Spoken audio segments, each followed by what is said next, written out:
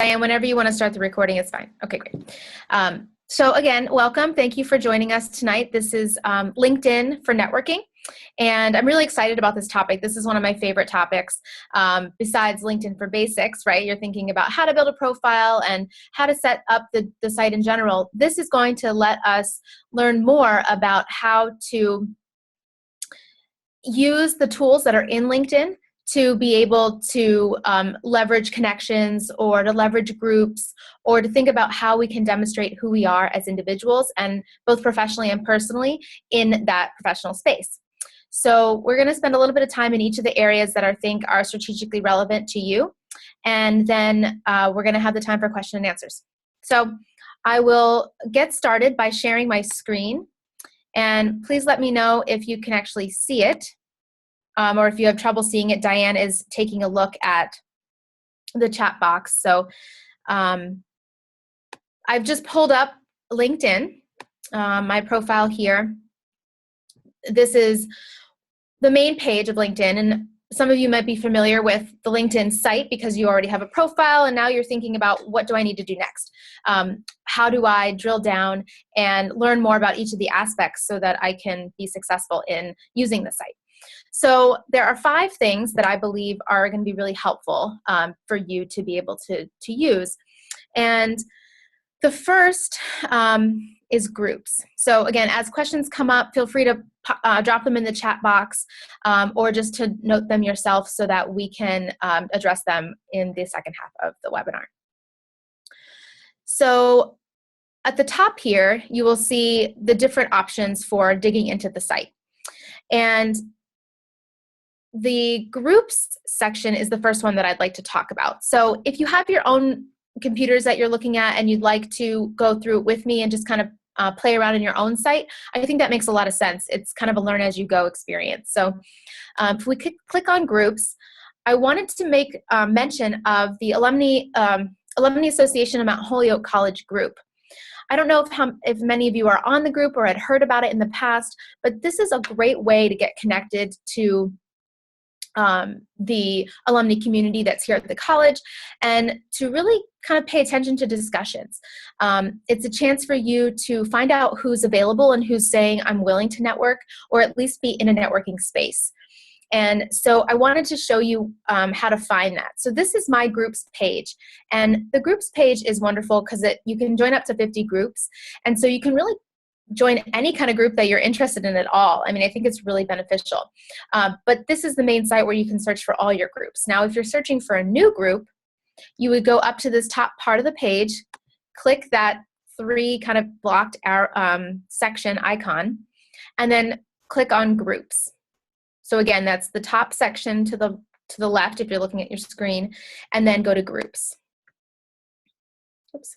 So now you can search groups, and I just recently searched Business Buddies, so that came up. But let's say we wanted to search for the Alumni Association of Mount Holyoke College group.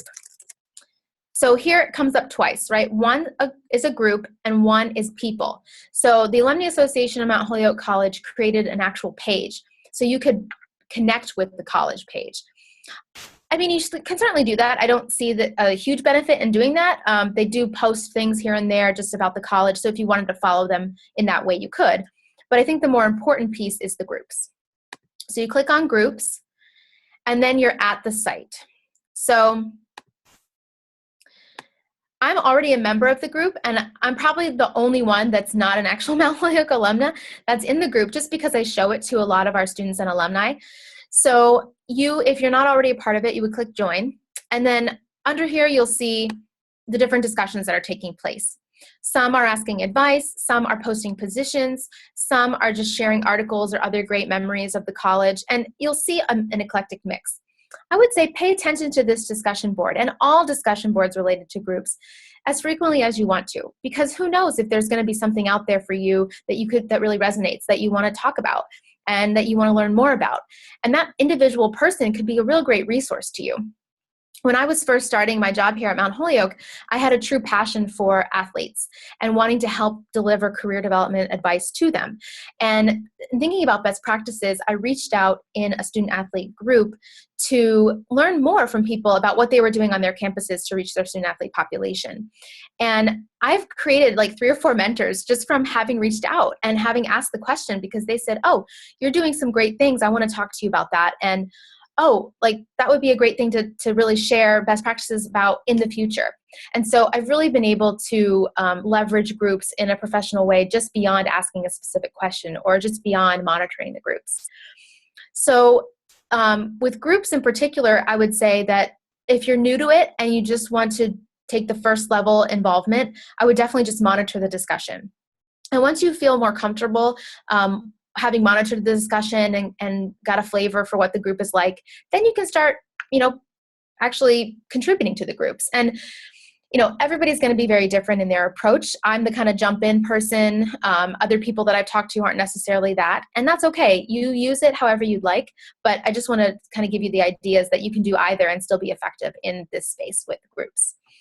And then the other thing I'd want to encourage you to take a look at is search.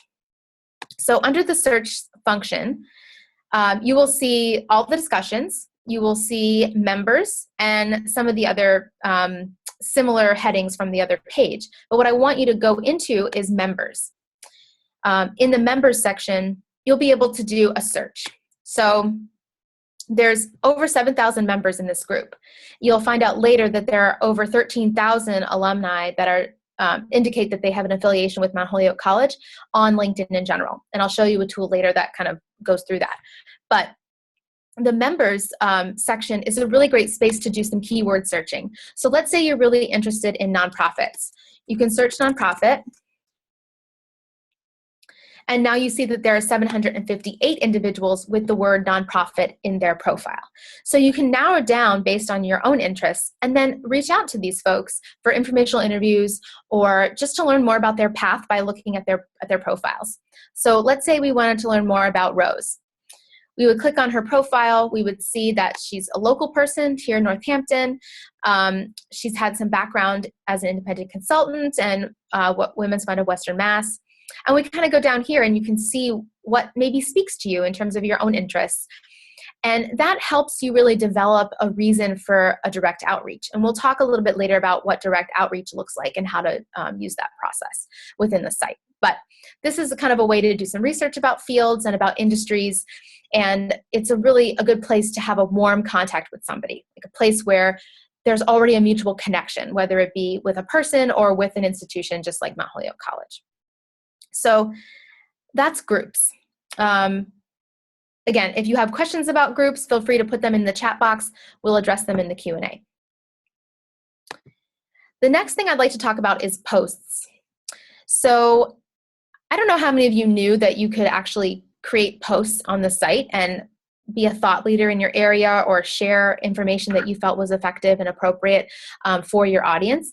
But posts can also be something that you digest, right? We have so much information out there that we're always constantly thinking about and reading about, and the blogs we follow and other things like that. But LinkedIn is a place where people speak about professional issues as influencers or as bloggers themselves. So what I also wanted to make mention of is Pulse.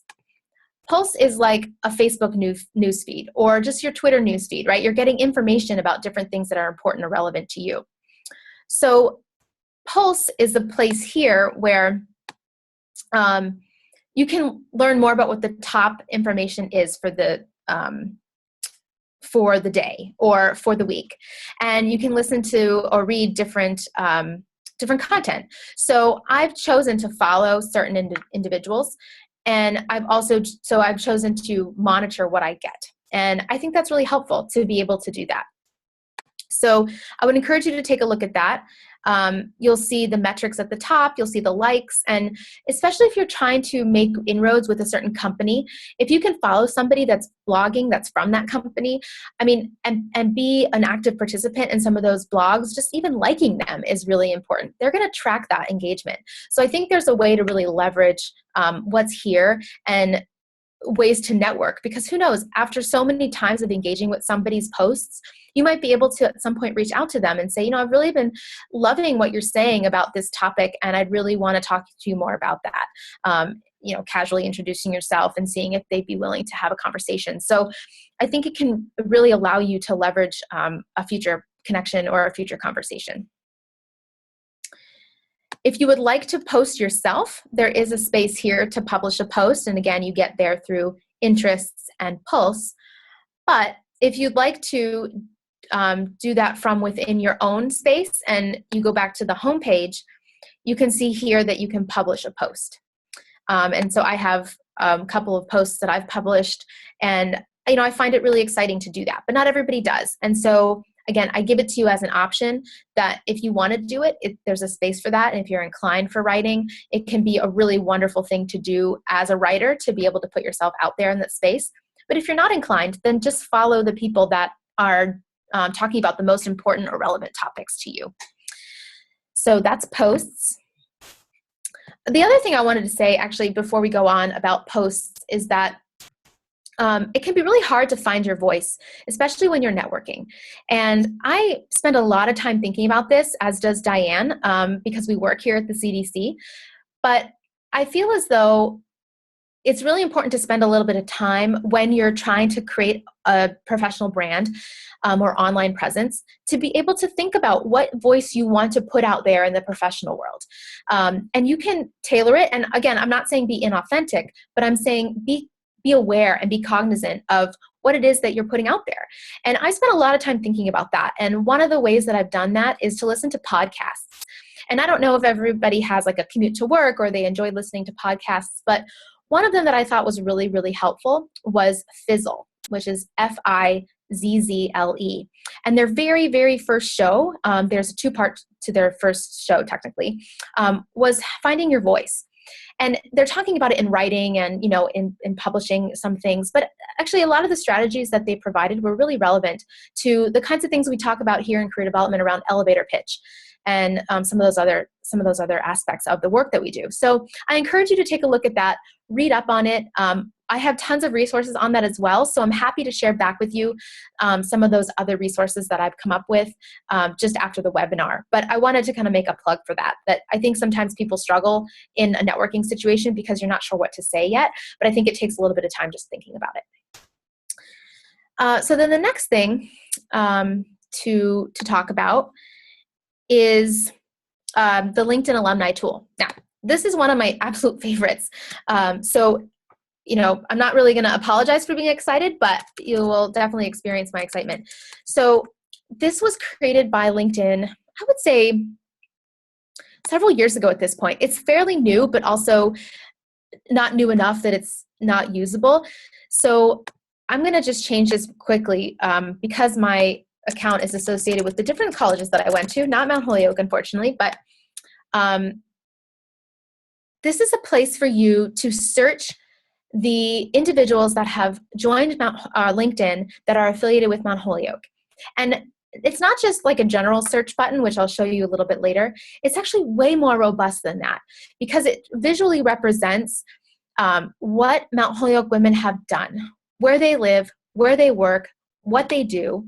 You'll see I scrolled over, what they studied, what they're skilled at, and then also how you're connected.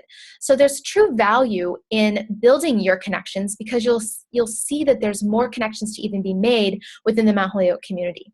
But I'll talk more about that later. So on this website, you can see that there are over 13,000 women on the site that are affiliated with Mount Holyoke. Now, some of these individuals could be people that work at the college that say that they are affiliated with Mount Holyoke, but it's really about the school space. So when you're completing your profile, it'll ask for education, and that's where they'll pull this data. So let's say you wanted to learn more about opportunities in California, okay? So actually, in California, but in technology. So you use the search term technology, and you'd come down here and you say, okay, there's so many in the United States, that's wonderful. So now let me see if there are any specifically in California. And it looks like there's 182 people in the San Francisco Bay Area, which is California, right? And then again in Los Angeles. So now we have, almost 250 people to take a look at in the site. And you see how the system actually responded really well to your search buttons. So now it's saying, okay, who are the people that are coming up in certain areas, right? They're very focused in an industry because of their location or whatever. So now you get to see where they work and what they do. So if you're trying to figure out, okay, I'm really actually excited about working at Google. And I know that there are 2 women now that work at Google. Can you show navigation to how to get to that tool? Navigation, how to get to the alumni tool? Yeah. Sorry about that. It's just asking me to go over that. So yes, I can certainly show you how to get there again. So if you go up to the page at the top, you would do linkedin.com/alumni. So I can actually, let me see. We can put that in the chat box too, but it's up here. I'm going to move that over. LinkedIn.com. And this will be the short text to get you there. So I apologize for that, but linkedin.com/alumni. And again, you won't have to change this because it'll already be defaulted to that, but I have to, so because I'm not an alum. So hopefully that worked. Okay, again, linkedin.com/alumni. So going back to the example, technology was our thought, and we wanted to, well, we're not going to do that yet. We wanted to think about California. So we thought about California here. We clicked San Francisco Bay Area, and we also clicked Los Angeles. And you can see that without technology, there's 971 people, and there's a different mix of where they work. That's really important to know because it's manipulable in the way that you would like it to be. If we then put in technology, we would come up with a different list. And it's only because that's a keyword that they have put in their system. So I think that you want to play around with this a little bit to see what comes up for you. And I think it can be really helpful to just play around as much as you want, because you'll see so many different things that are taking place in the system. I think it's really responsive and really awesome. So let's say you want to work at Google again. There's 2 people. Again, it would change. We know that they're in the San Francisco Bay Area and that technically they're doing engineering. But what is really great is that they pop up right here. So if you really wanted to know more about what each of these women did, then you would just click on one of their profiles and it would pop up here. She's an engineering director at YouTube, but in her past, she had worked at Google. So you can find her affiliation because she has it in her profile, and then you can also learn how she developed her work style or how she developed her career related to that. So from this site, you can actually view the profile. You can click View Profile, and then you can look through what she does. And I think it's really important to be able to do that because you can see how you might be connected and what you could potentially do or what you might potentially ask this person if you wanted to reach out to them. I think a lot of times our alumni and our students aren't certain where the connections are, like the value of the network. And this LinkedIn tool really gets to show you that, and really easily and very visually in a pleasing way, because it's not always that easy to find people like this or people in this way. So let's say we just wanted to do a general tech tour or technology search. It would be really great to be able to do that without any location restrictions, because let's say you're just trying to move and you're really open to anything. If you click technology, then you'd be able to find these over 2,000 individuals that are working in technology. And if you wanted to know more about the Boston area, you can click on Boston, and then you can see all the people that work at these different areas.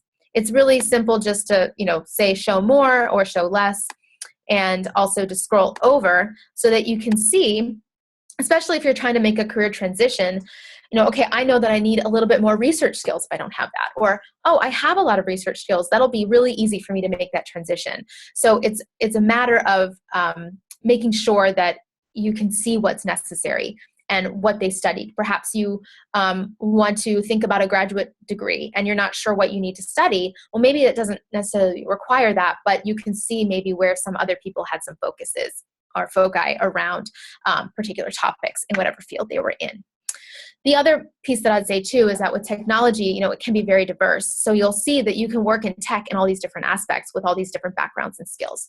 So I think it's just, again, another really great way of being able to see the value of the community that you have here at the college within Mount Holyoke, and also be able to really manipulate the data in LinkedIn, which is just basically developed because people decided to use the system. The other point of reference that I want to make is this notables section. So LinkedIn has actually developed a list of people that they think are doing a lot of great work within the college that are notable at the college. So, if you're really wanting to think, okay, what's the end all be all of my career path, right? Like, where do I want to be at the end? This would be a good place to look because you can look at these individuals' profiles and really get a sense of like what they've achieved and how you might be able to manage that path for yourself. Okay. I've talked a lot about building connections and direct outreach. So I think that what I want to say about building connections, I'm going to go to the connections tab. So again, if you go up to the top and the third one in to the right is connections, you'll be able to really get a sense of who is who in your network and who's doing what. And so it kind of drills it down a little bit further to show you who your contacts are, but you can search by all of your contacts. So I want to make a plug here for really thinking about your network and activating your network, making sure that you're connecting to the people that you already know that maybe you talk to every day, but you're not connected to on LinkedIn. Think about the value of having done that online to be able to see how they're connected. I think it's just so wonderful to be able to do that. And I think you can really start to see how it's not just the Mount Holyoke network that you can activate, but also your friends and family and some of the other people that you've worked with in past jobs or in a current position that you had never thought would have connections to the folks that you're looking to talk to. And again, if you're searching for a job and that you're currently in a job, you have to be careful about the conversation you're having, but I think you can at least do some research and see what's going on the back end there for those folks. So again, take a look at your network, take a look at your connections, pay attention to when people are having work anniversaries. It's always nice to maintain a relationship or to kind of reignite a relationship with somebody by saying congrats on a job. It's like you're in their mind and they're on your mind as well.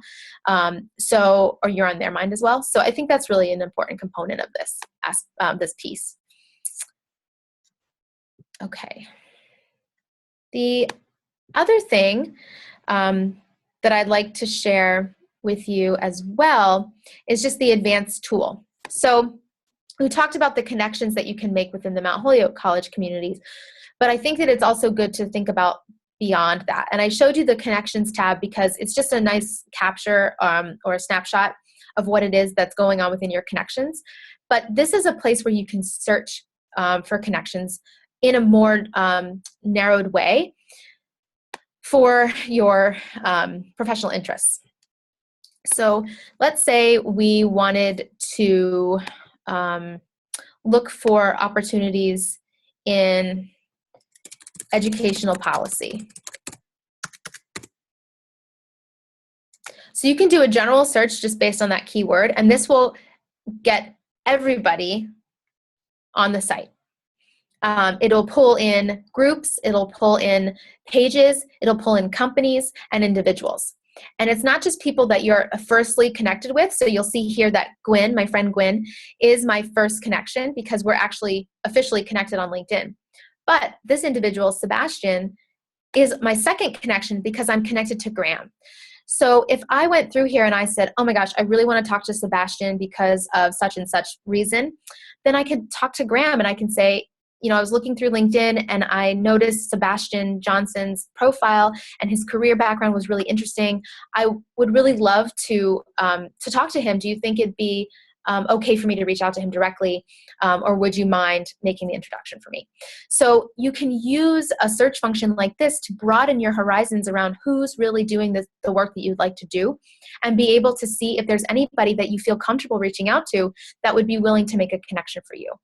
So that's, I guess, another illustration of the LinkedIn alumni tool, because it's just amazing how you can see the depth of your network when you start to build it out and when you start to look inside of it. So again, this is part of what you can see here just with a list of people, and most of the time you're going to find your first and second connections first, and then after that you'll see more of the third connections. But you can drill down on the side over here. Let's say you did want to search by school, you can obviously put in Mount Holyoke, or if you have a graduate degree from another institution and you want to make a connection to that individual, you can do that as well. If you wanted to search by location, you can do that.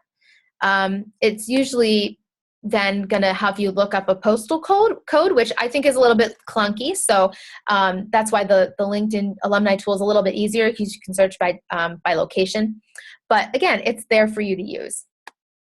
And then the other piece I want to point out to you, again, on the left-hand side here, is that you can search by relationship. So if you want to search by your first connections only, and you just thought, wow, I didn't even know that person had that in her background, that would be really great, because you're probably already connecting with them on a more regular basis.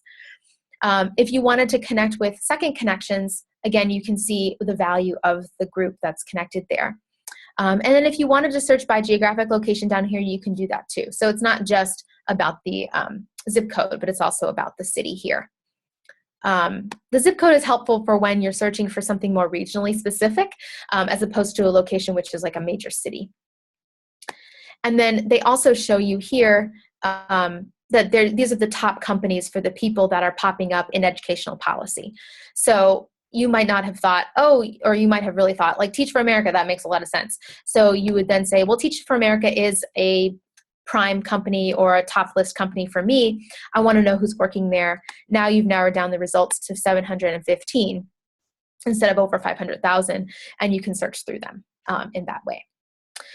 The final thing I'll say about this, I really caution against this because I'm a big fan, and I think that people appreciate it in the networking space, to be able to personalize a message when you're trying to connect with somebody. So let's say I wanted to connect with, well, I already connected with her. Okay, let's say I wanted to connect with Charlene. So I click on Charlene's name. Again, I'm going to go back and do this again so you can see. So I did the search, and I wanted to talk to Charlene, or I wanted to learn a little bit more about what she does for Teach for America. I can see that she has 2 shared connections. Okay, Julia, I've worked with here at the college. If I really wanted to talk to somebody, I might be able to reach out to Julia. I'll take note of that. But secondarily, I want to actually look at her profile a little bit further. It's so tempting to click connect here, but there's no way for you to actually personalize a message here. So I really discourage you from doing that.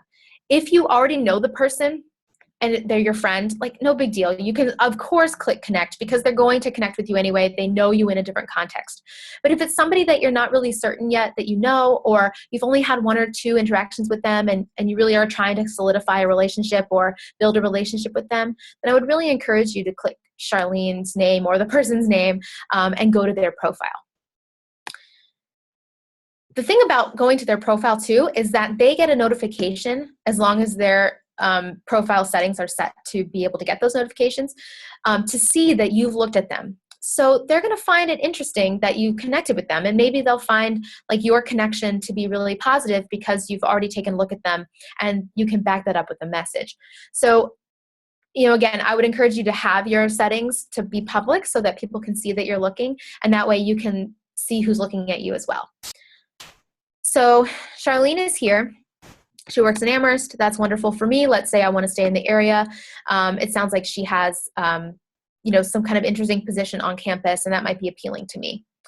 I can look down and see all of that. I can see more about what she's done. And okay, I've pretty much determined that I want to talk to her because I really like her work. So I can go back up. And before I do that, I want to show you this section. These are the skills that she has in common with you, the location, the causes. So all of these things that pop up in your LinkedIn profile are there to show some connectedness to you with the person that you might want to reach out to. I always pay attention to this just to see if there's another thing I can mention that would be really valuable in our conversation moving forward. Again, these are the 2 connections that I saw at that first page. Again, I could reach out to Julia and say, I would love to be introduced, and I can click on that button here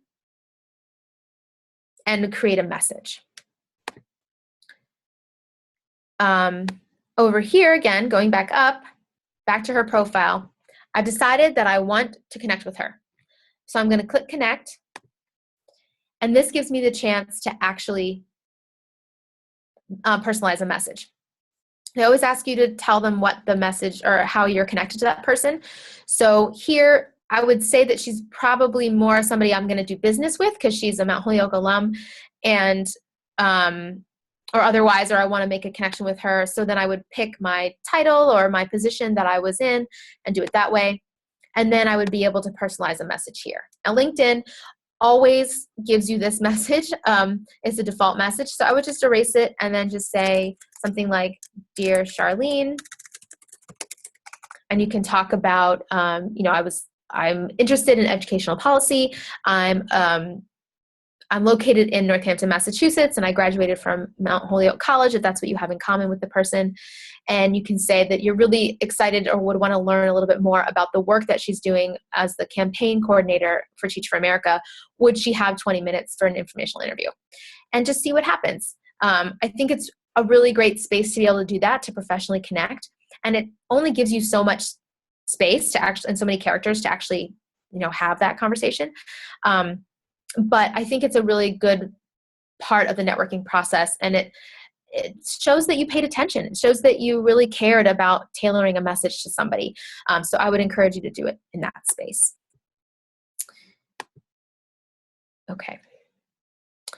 So we've gone over groups, posts, how to be an influencer, and how to pay attention to influencers, and how to find your voice. We've talked about the LinkedIn alumni tool, which really kind of gives you a snapshot of the college and who's affiliated with the college. Just as on another note for that, you could also, if you're taking a look at a grad school or wanting to work at a certain institution, you could take a look at the people that are in the institution and do some research on who those folks are and how you might be able to position yourself as a candidate, or how you might be able to position yourself as a potential student at that school. So you can also use it from a research standpoint in your search. We looked at building connections and how to make direct outreaches with individuals that you want to connect with, either for networking purposes or just, again, to learn about your community, learn about the network that you've built, and to consider the fact that, it's really important to build that network and to make sure that you are leveraging the communities that you have here virtually in a positive way. So those are the 5 things. We have a couple minutes left before we're going to stop the recording of the actual information about LinkedIn for networking, and then we're going to come back on and do the Q&A portion. So as a point of reference before we go to the Q&A, I sent all those who had RSVP'd a couple of handouts that had to do with maintaining relationships with folks, connecting with alumni, finding places to do that. So if you wanted to bring those back with you onto the Q&A and you had specific questions about that, I'm happy to answer that. But I will probably finish talking now so we can actually stop the share and then encourage you all to come back on. Diane, anything else that you wanted to add to that?